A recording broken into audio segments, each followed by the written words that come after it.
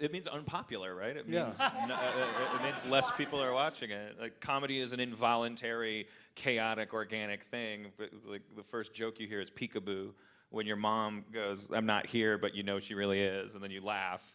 Like, that's as mainstream as it gets. A comic's job is to, a writer's job, an artist's job is to try to make people laugh, period. I think probably the more the better in anyone's eyes. Some of us have an unshakably niche sensibility. We find that out from the Nielsen ratings. We can't control that. I try as hard as I can to make everybody laugh. If my stuff is alternative, that just means alternative to lucrative. Like, so,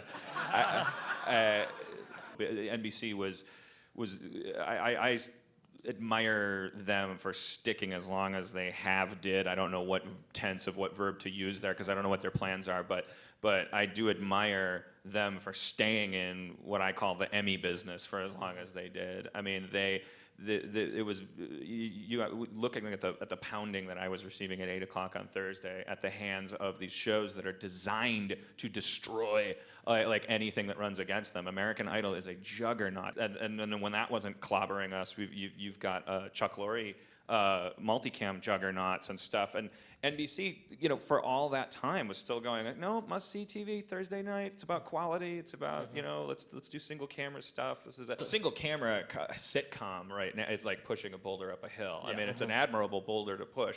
At the end of the effort, you will have a boulder on top of a hill, and who doesn't want that? But you'd have to go back to weird cases like Beverly Hillbillies or MASH or something, and to find examples of single camera shows that ever outrated, even when there was only 3 networks, that ever outrated their multi-camera equivalent. Basic cable is the place for single camera comedy. FX has this genius business model. John Landgraf is a genius. He says, he brings people that he likes into a room, and he says, I can barely give you any money, but you can do whatever the hell you want. And and the system has worked. It's not a fluke. Like, some of the best comedies and dramas are happening on FX right now. But once you want 3 million people or more to start watching, it becomes a problem.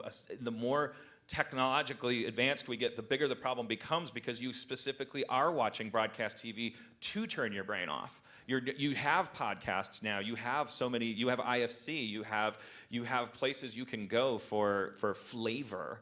And if you're flipping just your TV on, it's because you're taking your shoes off. It's because you're making dinner and you don't want to have to care. So it's going to get harder and harder to pitch and sell and maintain comedy and alternative comedy, good comedy, whatever you want to call it, on network television.